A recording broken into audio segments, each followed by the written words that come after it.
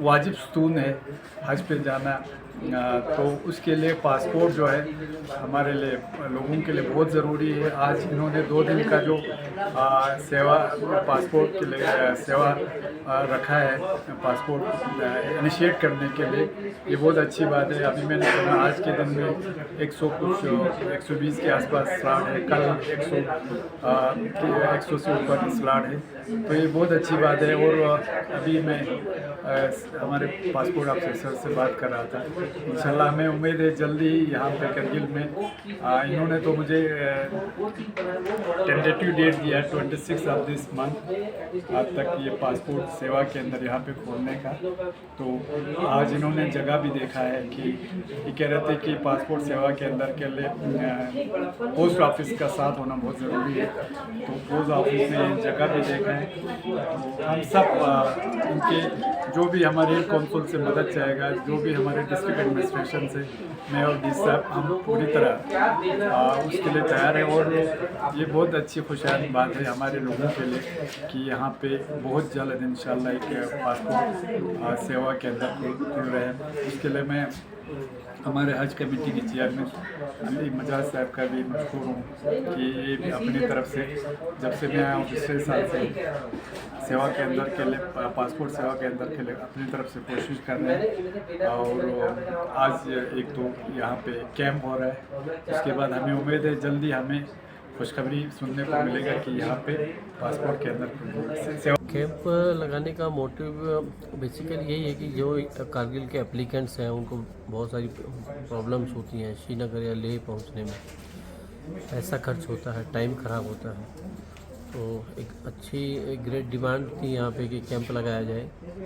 तो दूसरा ये है कि हमने सेंक्शन लिया है यहाँ पे POPS के खोलने के लिए, तो वो भी जल्दी ही हम खोलने जा रहे हैं।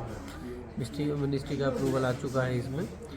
तो कैंप लगाने का मतलब ये था कि एक तो हज के लिए भी थोड़ा सा अनाउंसमेंट हो चुका है, तो उसमें भी एप्लीकेंट्स को काफ़ी भाग दौड़ करनी पड़ेगी, वो भी एक मकसद था। यहाँ पे कुछ जैसे कि मैं बता रहा हूँ कि यहाँ के लिए सेंक्शन हो चुका है POPS के।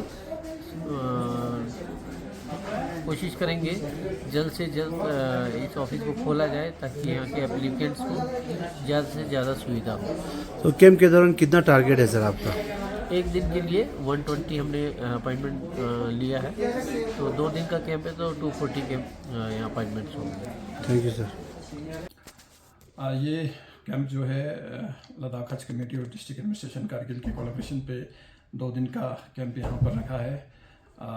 जो हमारा हज 2025 का सर्कुलर अभी हाल ही में आया है किंगडम ऑफ सऊदी अरब और हमारा मिनिस्ट्री ऑफ मिलिट्री अफेयर की ओर से, तो इस इशू को लेकर हमने आगे मिनिस्ट्री और हमारे रीजनल पासपोर्ट ऑफिसर साहब से भी टेकअप करके यहाँ पर इमीडिएट एक पासपोर्ट कैंप हज और जनरल पब्लिक के लिए 2 दिन का ऑर्गेनाइज किया है। तो एक दिन का हमारा 120 आज के दिन में 12 तारीख का और कल 13 तारीख का भी हमारा 120 का टारगेट है। तो इंशाल्लाह ताला आने वाले दिन में भी जो प्रॉपर तरीके से हमारा कारगिल के अंदर जो पासपोर्ट सेवा के अंदर का ऑलमोस्ट फाइनल स्टेज पे है। अभी RPO साहब कल जो हमारे पासपोर्ट यानी कि POPS की पोस्ट ऑफिस पासपोर्ट सेवा के अंदर का भारत सरकार की ओर से एक मिनिस्ट्री ऑफ एक्सटर्नल अफेयर और डिपार्टमेंट ऑफ पोस्ट ऑफिस की ओर से एक MOU साइन हुआ है कि ऐसे हमारे कारगिल जैसे क्षेत्र जहाँ पे PSK नहीं है वहाँ पे पासपोर्ट ऑफिस की ओर से स्पेस प्रोवाइड करेंगे। तो यही सिस्टम हमारे कारगिल के अंदर भी ये किया है। तो इंशाल्लाह ताला जल्द ही हमारे आने वाले 26 तारीख तक का हमारा एक टारगेट तो है। इंशाल्लाह उसमें कुछ टेक्निकल और कुछ चीज़ें अभी कमी है, वो सारा करने की ज़रूरत है। तो जल्द ही हमारे कारगिल के अवाम के लिए यहाँ पर जो पासपोर्ट सेवा का सहूलियत फराहम हो जाएगा।